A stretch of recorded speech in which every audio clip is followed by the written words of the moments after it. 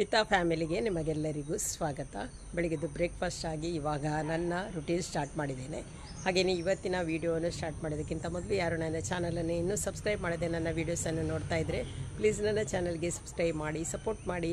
ಬನ್ನಿ ಇವತ್ತಿನ ವೀಡಿಯೋವನ್ನು ಸ್ಟಾರ್ಟ್ ಮಾಡೋಣ. ಇವಾಗ ಮೊದಲಿಗೆ ತೊಂಡೆಕಾಯಿ ಕೊಯ್ಯೋದೇ 1 ವಾರ ಆಯಿತು. ಇವಾಗ ಸ್ವಲ್ಪ ತೊಂಡೆಕಾಯಿ ಸಿಗ್ಬೋದು. ಮೊದಲಿಗೆ ಅದನ್ನು ಕೊಯ್ದುಕೊಂಡು ತರ್ತೇನೆ.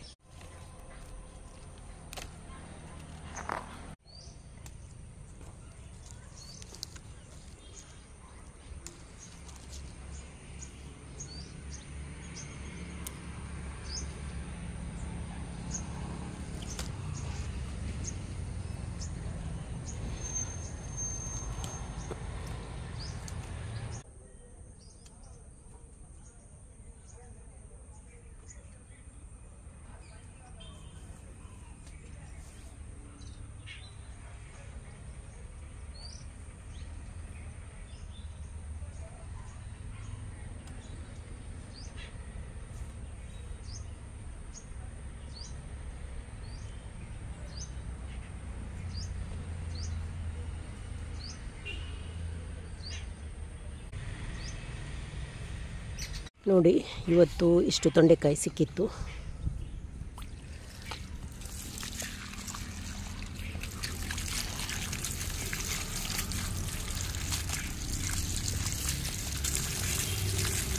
ಒಲೆಗೆ ಬೆಂಕಿ ಮಾಡಿ ನೀರು ಬಿಸಿ ಮಾಡಲಿಕ್ಕೆ ಇಟ್ಟಿದ್ದೇನೆ. ಇನ್ನು ಅಕ್ಕಿಯನ್ನು ತೊಳೆದು ಹಾಕಬೇಕು.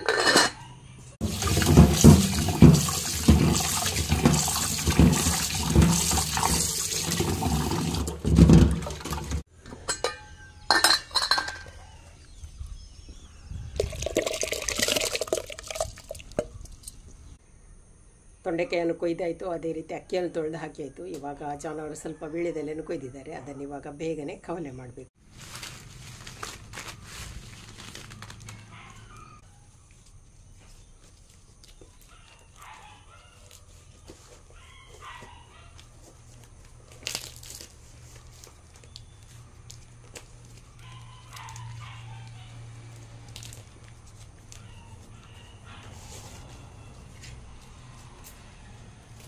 ವೀಳ್ಯದೆಲೆಯನ್ನು ಕವಲೆ ಮಾಡಿ ಕಟ್ಟಿ ಕೂಡ ಆಯಿತು. ಇನ್ನು ಇದನ್ನು ಅಂಗಡಿಗೆ ಕೊಂಡೋಗ್ತಾರೆ. ವೀಳ್ಯದೆಲೆಯನ್ನು ಕೊಯ್ದು ಕವಲೆ ಕಟ್ಟಿ ಜಾನವರು ಕೊಂಡೋದ್ರಿ. ಇನ್ನು ಬೇಗನೆ ತೋಟಕ್ಕೆ ಹೋಗಬೇಕು. ಸ್ವಲ್ಪ ಕೆಲಸ ಮಾಡುವಾಗಲೇ ಎಷ್ಟು ಜೋರು ಸೆಕೆ ಆಗ್ತದೆ ಅಂತಿಲ್ಲ, ಆ ಥರದ ಉರಿ ಬಿಸಿಲು. ಇವಾಗ ನೋಡಿ, ನಾನು ಸ್ವಲ್ಪ ಇವಾಗ ಬೆಳಿಗ್ಗೆ 8 ಗಂಟೆ ಕಳೀತಷ್ಟೇ, ಅಷ್ಟೊತ್ತಿಗೆ ನಾನು ಬೆವರಿ ಒದ್ದೆ ಆದೆ. ಆ ಥರದ ಸೆಕೆ. ಇವಾಗ ಸೆಕೆ ಆದರೆ ಸಾಕು, ಮತ್ತೆ ಸುಸ್ತೇ ಆಗೋದು. ಹೊರಗಡೆ ಎಲ್ಲೂ ಹೋಗೋದು ಬೇಡ ಅಂತ ಆಗ್ತದೆ. ಒಂದು 11 ಗಂಟೆ ನಂತರ ಹೊರಗಡೆ ಅಂತೂ ಹೋಗೋದೇ ಬೇಡ ಅಂತ ಆಗ್ತದೆ. ಆ ಥರದ ಬಿಸಿಲಿದೆ. ಕೆಲವು ಕಡೆ ಇದೇ ಥರ ಬಿಸಿಲಿರ್ಬೋದು ಅಂತ ಅಂದ್ಕೊಳ್ತೇನೆ. ಹಾಗೆ ಇನ್ನು ಮುಂದೆ ಹೇಗೆ ಇದನ್ನು ಸಹಿಸ್ಕೊಳ್ಳೋದು ಅಂತಲೇ ಗೊತ್ತಾಗೋದಿಲ್ಲ. ಆ ಥರ ಆಗ್ತಾಯಿದೆ. ಹಾಗೆ ಇನ್ನು ಬೇಗನೆ ತೋಟಕ್ಕೆ ಹೋಗಿ ಹುಲ್ಲು ಕೊಯ್ದುಕೊಂಡು ಬರಬೇಕು.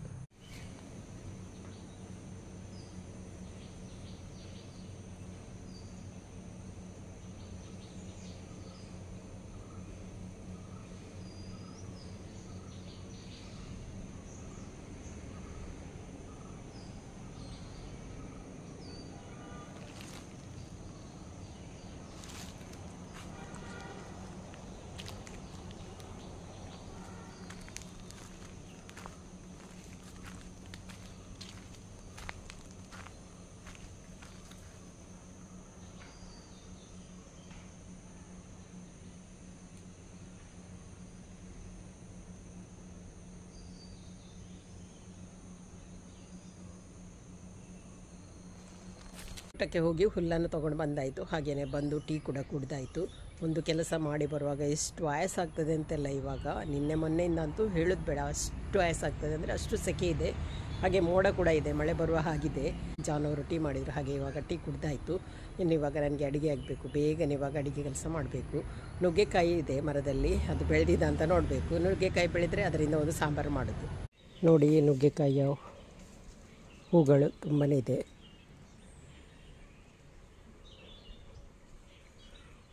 ಕೆಲವು ಬೆಳೆದಿದೆ, ಕೆಲವು ಬೆಳೀಲಿಲ್ಲ. ನೋಡಿ, ಇದು ಬೆಳೆದಿದೆ. ನೋಡಿ, ನಮ್ಮ ಮನೆ ಟೆರೆಸಿಗೆ ಹತ್ತಿ ಇವಾಗ ನಾನು ಕೊಯ್ತಾ ಇದ್ದೇನೆ.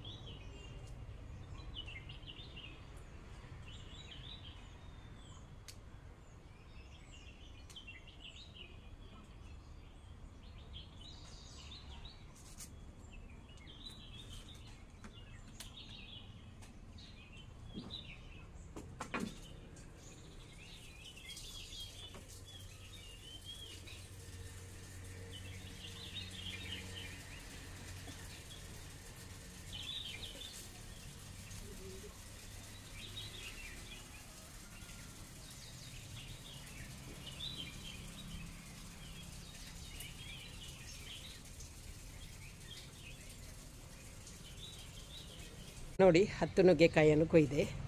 ಇನ್ನೂ ಕೂಡ ಒಂದು ಪದಾರ್ಥದಿದೆ. ಹಾಗೆಯೇ ಹೂ ಕೂಡ ತುಂಬ ಇದೆ. ಇನ್ನೊಂದು ಹೂವನ್ನು ಕೂಡ ಕೊಯ್ದು ಅದರ ರೆಸಿಪಿಯನ್ನು ಮಾಡಬೇಕು, ನೋಡಬೇಕು. ಅದರ ರೆಸಿಪಿ ಕೂಡ ತುಂಬಾ ಒಳ್ಳೆಯದಾಗ್ತದೆ. ಆಮ್ಲೆಟ್ ಎಲ್ಲ ಮಾಡುವಾಗ ಈ ಹೂವನ್ನು ಹಾಕಿದರೆ ತುಂಬಾ ಟೇಸ್ಟ್ ಆಗ್ತದೆ. ಕಳೆದ ಸಾರಿ ನಾನು ಮಾಡಿದ್ದೆ, ಅದರ ವಿಡಿಯೋವನ್ನು ಹಾಕಿದ್ದೆ. ಆದರೆ ಈ ಸಲ ಕೂಡ ನನಗೆ ಅದರದ್ದು ಪಲ್ಯ ಮಾಡಬೇಕು. ತುಂಬಾ ಹೂ ಇದೆ, ಆದರೆ ಅದರಲ್ಲಿ ಕಾಯಿ ಆಗೋದಿಲ್ಲ, ಸ್ವಲ್ಪ ಸ್ವಲ್ಪ ಆಗೋದು. ಹಾಗಾಗಿ ಹೂವಿನ ಪಲ್ಯ ಕೂಡ ಮಾಡಬೇಕು. ನೋಡಿ ಎಷ್ಟು ಸಾಕು ನಮಗೆ. ಹಾಗೆ ಬದನೆಯನ್ನು ಕೊಯ್ದುಕೊಂಡು ಬರಬೇಕು. ಬದನೆ ಮತ್ತು ನುಗ್ಗೆಕಾಯಿ ಹಾಕಿ ಇವತ್ತು ಸಾರು ಮಾಡೋದು. ಬನ್ನಿ ಇವಾಗ ಬೇಗನೆ ಒಂದು ಪದಾರ್ಥ ಮಾಡೋಣ. ಈ ಸೋಲಾರ್ ಸ್ಲ್ಯಾಪಿಗೆ ಹತ್ತುವುದಂದರೆ ತುಂಬಾ ಕಷ್ಟ. ಇದಕ್ಕೆ ಸ್ಟೆಪ್ಸ್ ಇಲ್ಲ. ಹಾಗಾಗಿ ಇಲ್ಲಿ ಲ್ಯಾಡರ್ ಇಟ್ಟು ಇದರ ಸಹಾಯದಿಂದ ಹತ್ತಲಿಕ್ಕೆ ಸ್ವಲ್ಪ ಭಯ ಆಗ್ತದೆ. ಆದರೂ ಹತ್ತಿದೆ, ಧೈರ್ಯ ಮಾಡಿ. ಇನ್ನು ಇಳಿಬೇಕು. ಈಗೂ ಈ ಲ್ಯಾಡರ್ನ ಸಹಾಯದಿಂದ ಹತ್ತಿ ಮೇಲಕ್ಕೆ ಹೋಗಿ ನುಗ್ಗೆಕಾಯಿಯನ್ನು ಕೊಯ್ದು ತೊಗೊಂಡು ಬಂದೆ. ನಾವು ಬದನೆ ಗಿಡವನ್ನು ನೆಟ್ಟದ್ದು ನೋಡಿ, ಒಂದೊಂದೇ ಸಾಯ್ತಾ ಬಂತು. ಇದೊಂದು ಸತ್ತು ಹೋಯಿತು ನೋಡಿ. ಹಾಗೆ 2-3 ಸತ್ತು ಹೋಗಿ 3 ಗಿಡ ಮಾತ್ರ ಉಳಿದಿದೆ. 1-2 ಬದನೆಯನ್ನು ಕೊಯ್ಯಲಿಕ್ಕೆ ಬಂದಿದ್ದೇನೆ. ನೋಡಬೇಕು ಸಿಗ್ತದಾ ಅಂತೇಳಿ.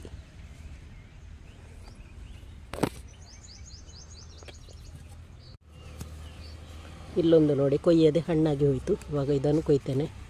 ಇಲ್ಲೊಂದಿದೆ, ಒಂದು ಕೊಯ್ದೆ. ಇದು ಒಂದು ಬೇರೆ ವಿಧದ್ದು, ಇದು ಬಿಳಿ ಬದನೆ.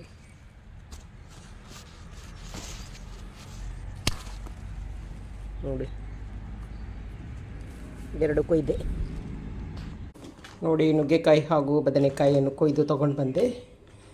ಇವಾಗ ಇದು 2 ಕೂಡ ಬೇಗನೆ ಬೇಯ್ತದೆ. ಹಾಗಾಗಿ ನಾನು ಮೊದಲಿಗೆ ಇವಾಗ ಮಸಾಲವನ್ನು ರೆಡಿ ಮಾಡಿ ಮತ್ತೆ ಇದನ್ನು ಬೇಯಿಸ್ಲಿಕ್ಕೆ ಇಡ್ತೇನೆ. ನೋಡಿ ಇಲ್ಲಿ ಮಸಾಲವನ್ನು ರೆಡಿ ಮಾಡಿ ಆಯಿತು. 1 ತೆಂಗಿನಕಾಯಿ ಅರ್ಧ ಭಾಗವನ್ನು ತುರಿದು ತೊಗೊಂಡಿದ್ದೇನೆ. 6 ಒಣಮೆಣಸು, 5 ಬೆಳ್ಳುಳ್ಳಿ ಹೆಸರು, 1 ಸಣ್ಣ ನೀರುಳ್ಳಿ, ಸ್ವಲ್ಪ ಸಾಸಿವೆ, ಹುಣಸೆಹಣ್ಣು, 1 ಟೇಬಲ್ ಸ್ಪೂನ್ ಕೊತ್ತಂಬರಿ ಕಾಳು, 1 ಟೀ ಸ್ಪೂನ್ ಜೀರಿಗೆ, ಅರ್ಧ ಟೀ ಸ್ಪೂನ್ ಆಗುವಷ್ಟು ಅರಸಿನವನ್ನು ತೊಗೊಂಡಿದ್ದೇನೆ. ಇದನ್ನು ಇವಾಗ ನಾನು ಗ್ರೈಂಡ್ ಮಾಡ್ತೇನೆ.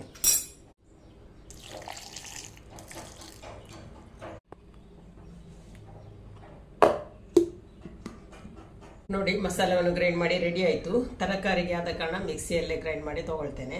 ಇವಾಗ ಮಸಾಲದ ಕೆಲಸ ಆಯಿತು. ಇನ್ನು ಬೇಗನೆ ಇದನ್ನು ಕಟ್ ಮಾಡಿ ಬೇಯಿಸ್ಲಿಕ್ಕೆ ಇಡ್ತೇನೆ. ಹಾಗೆಯೇ ಅನ್ನ ಕೂಡ ಬೆಂದಿದ ಅಂತ ನೋಡ್ತೇನೆ.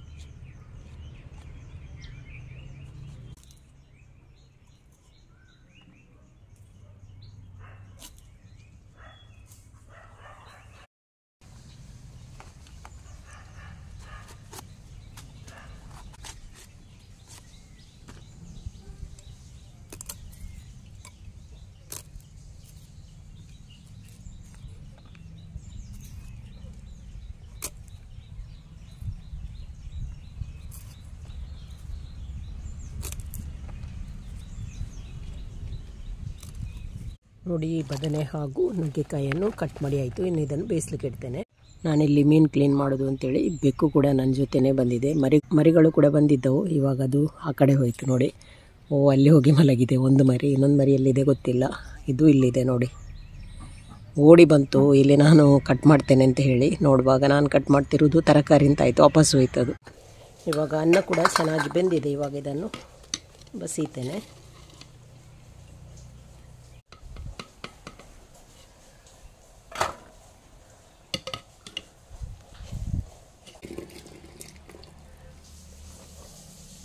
ಬದನೆಯನ್ನು ತೊಳೆದು ನಾನು ಒಂದು ಪಾತ್ರೆಗೆ ಹಾಕಿದೆ. ಇನ್ನು ನುಗ್ಗೆಕಾಯಿಯನ್ನು ಕೂಡ ಒಟ್ಟಿಗೆ ಹಾಕ್ತೇನೆ. 2 ಕೂಡ ಬೇಗನೆ ಬೇಯ್ತದೆ ಅಲ್ವಾ, ಹಾಗಾಗಿ ಒಟ್ಟಿಗೆ ಬೇಯಿಸ್ಲಿಕ್ಕೆ ಇಡ್ತೇನೆ.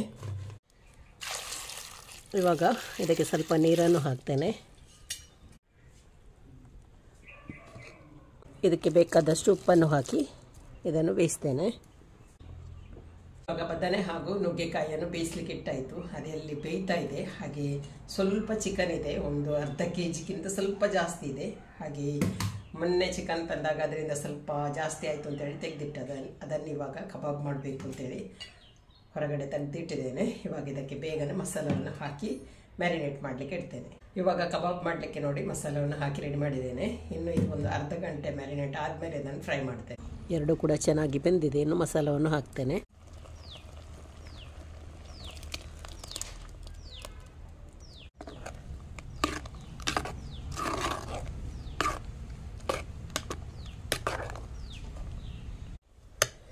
ಇವಾಗ ಬದನೆ ಚೆನ್ನಾಗಿ ಬೆಂದಿದೆ, ಹಾಗಾಗಿ ಪದಾರ್ಥ ಮತ್ತೆ ಸ್ವಲ್ಪ ದಪ್ಪ ಆಗಿ ಬಿಡ್ತದೆ. ಹಾಗಾಗಿ ಇಷ್ಟು ತೆಳು ಮಾಡಿ ಇಟ್ಟಿದ್ದೇನೆ.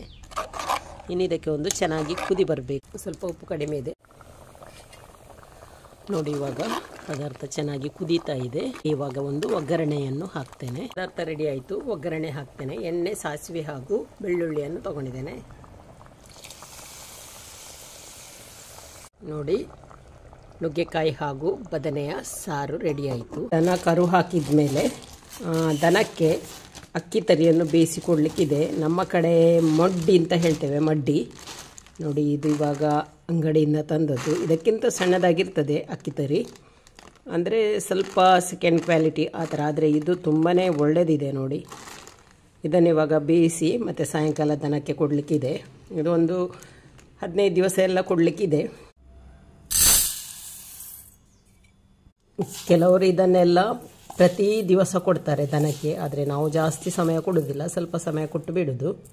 ಅನ್ನ ಬೆಂದಾದ ಮೇಲೆ ಅದೇ ಪಾತ್ರೆಗೆ ನಾನು ಈ ಅಕ್ಕಿ ತರಿಯನ್ನು ಹಾಕಿ ಬೇಯಿಸೋದು.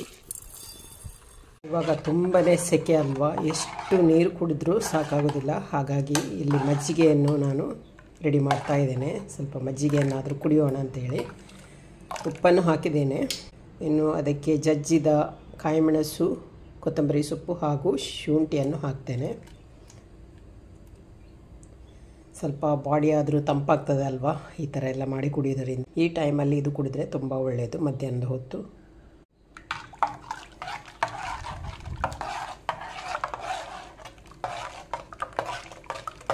ಮಜ್ಜಿಗೆ ರೆಡಿ ಆಯಿತು. ಇವಾಗ ಅನ್ನ ಪದಾರ್ಥ ಎರಡು ಕೂಡ ಆಯಿತು. ಮ್ಯಾರಿನೇಟ್ ಮಾಡಲಿಕ್ಕಿಟ್ಟು 1 ಗಂಟೆ ಆಯಿತು. ಇನ್ನಿದ್ದನ್ನು ಇವಾಗ ನಾನು ಫ್ರೈ ಮಾಡ್ತೇನೆ. ಹಾಗೆಯೇ ಒಂದು ಸಲಾಡ್ ಮಾಡ್ತೇನೆ. ಮುಳ್ಳು ಸೌತೆ ಇದೆ ತಂದದ್ದು. ಹಾಗೆ ಸಿಂಪಲಾಗಿ ಒಂದು ಸಲಾಡ್ ಕೂಡ ಮಾಡ್ತೇನೆ. ಇವಾಗ ಬೇಗನೆ ಇದನ್ನು ಫ್ರೈ ಮಾಡ್ತೇನೆ.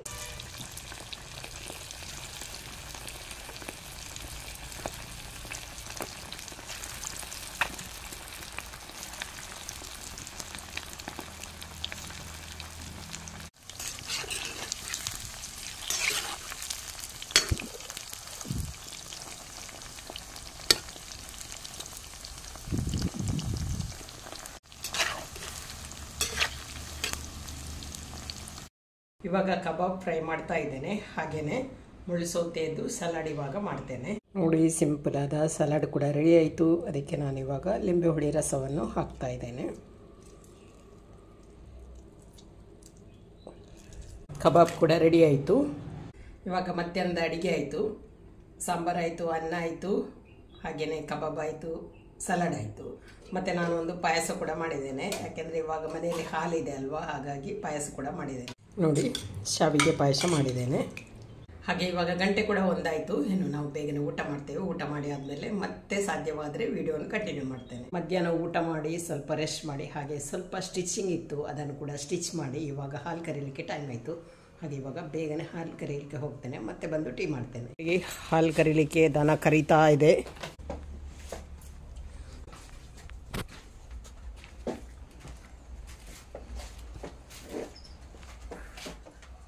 ನೋಡುದು ನೋಡಿ, ಇವಾಗ ಹಾಲು ತಿನ್ನಲಿಕ್ಕೆ ರೆಡಿಯಾಗಿ ನಿಂತಿದೆ. ಹಗ್ಗ ಬಿಟ್ಟ ಕೂಡಲೇ ಓಡ್ತದೆ. ಹಾಲು ಕರೆದಾಯಿತು. ಇವಾಗ ಕರು ಹಾಕಿ 10 ದಿವಸ ಆಯಿತು. ಹಾಗೆ ಇವತ್ತಿನಿಂದ ಡೈರಿಗೆ ಹಾಲು ಕೊಂಡೋಗ್ಲಿಕ್ಕಿದೆ. ನಮ್ಮೂರಲ್ಲಿ 10 ದಿನ ತನಕ ಹಾಲು ಕೊಂಡೋಗ್ಲಿಕ್ಕಿಲ್ಲ ಡೈರಿಗೆ. ಕೆಲವು ಕಡೆ ಎಲ್ಲ 5-6 ದಿವಸದಲ್ಲಿ ಕೊಂಡೋಗ್ತಾರೆ. ಆದರೆ ನಮ್ಮ ಡೈರಿಯಲ್ಲಿ ಸ್ವಲ್ಪ ಜಾಸ್ತಿ ದಿನ ಹೇಳ್ತಾರೆ. ಹಾಗಾಗಿ ಇವತ್ತಿನಿಂದ ಹಾಲನ್ನು ಕೊಂಡೋಗ್ಲಿಕ್ಕಿದೆ. ಇವತ್ತಿನ ನಮ್ಮೂರಿನ ವೆದರ್ ನೋಡಿ ಯಾವ ಥರ ಇದೆ ಅಂತೇಳಿ. ಬೆಳಗಿನಿಂದಲೇ ತುಂಬಾ ಮಂಜು ಬಿದ್ದಿತ್ತು. ಇವಾಗ ಸ್ವಲ್ಪ ಕ್ಲಿಯರ್ ಆಯಿತು.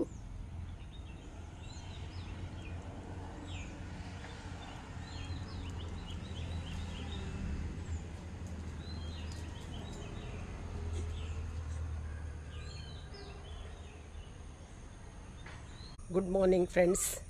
ಇವಾಗಷ್ಟೇ ನಾವು ಪೂಜೆಗೆ ಹೋಗಿ ವಾಪಸ್ ಮನೆಗೆ ಬಂದೆವು.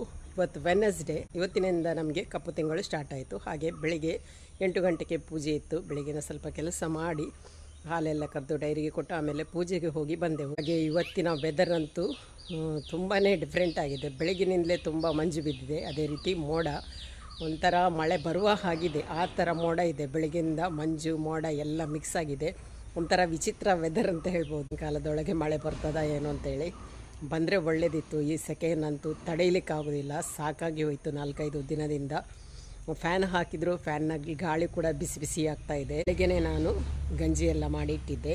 ಪದಾರ್ಥ ನಿನ್ನೆ ಮಾಡಿದ್ದಿದೆ. ಇವತ್ತು ನಮಗೆ ಸಿಂಪಲ್ ಆದ ಊಟ, ಗಂಜಿ ಊಟ. ಅಡುಗೆ ಏನು ಮಾಡಲಿಕ್ಕಿಲ್ಲ, ಸ್ವಲ್ಪ ಹೊರಗಡೆ ಹೋಗಲಿಕ್ಕಿದೆ, ಹಾಗೆ ಹೊರಗಡೆ ಹೋಗಿ ಬರ್ತೇನೆ.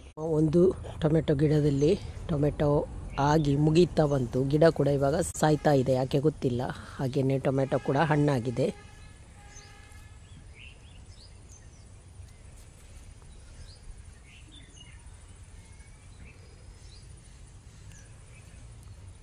ನೋಡಿ, ದಿನಾಲು 2-3 ಕೊಯ್ಲಿಕ್ಕೆ ಸಿಕ್ತಿತ್ತು. ಇವತ್ತು 4 ಕೊಯ್ದೆ. ಇನ್ನು ಉಳಿದದನ್ನು ಇನ್ನು ಸ್ವಲ್ಪ ಹಣ್ಣಾಗುವಾಗ ಕೊಯ್ಯೋದು.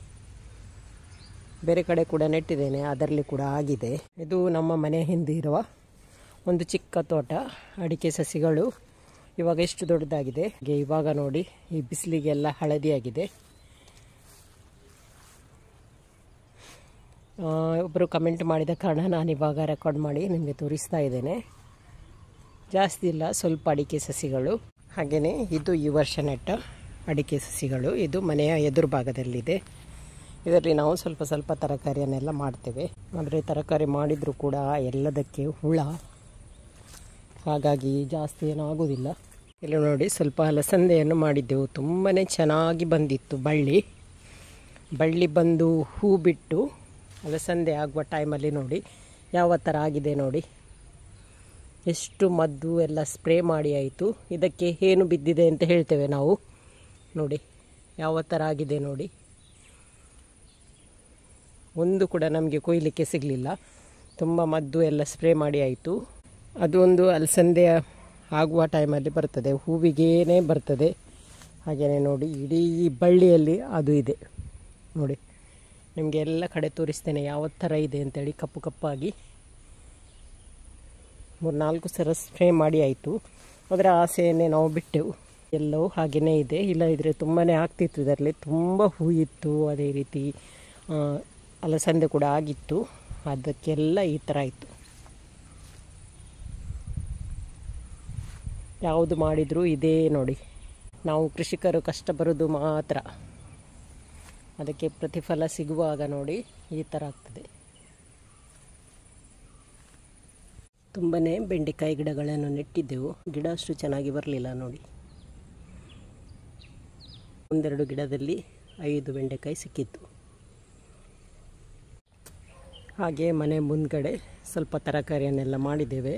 ಸೋರೆಕಾಯಿ, ಅದೇ ರೀತಿ ಕುಂಬಳಕಾಯಿ, ಸಿಹಿ ಕುಂಬಳಕಾಯಿ, ಅದೆಲ್ಲ ಸ್ವಲ್ಪ ಸ್ವಲ್ಪ ನಮ್ಮ ಖರ್ಚಿಗೆ ಆಗುವಷ್ಟು ಆಗ್ತದೆ. ಇವತ್ತಿನ ಈ ವಿಡಿಯೋನ ಇಲ್ಲಿಗೆ ಏನು ಮಾಡ್ತೇನೆ. ವಿಡಿಯೋ ಇಷ್ಟ ಆದರೆ ಲೈಕ್ ಮಾಡಿ, ಶೇರ್ ಮಾಡಿ, ಅದೇ ರೀತಿ ಸಬ್ಸ್ಕ್ರೈಬ್ ಮಾಡೋದರ ಮೂಲಕ ನನ್ನ ಚಾನಲ್ಗೆ ಸಪೋರ್ಟ್ ಮಾಡಿ. ಇನ್ನೊಂದು ವಿಡಿಯೋದೊಂದಿಗೆ ಸಿಗ್ತೇನೆ. ಬಾಯ್.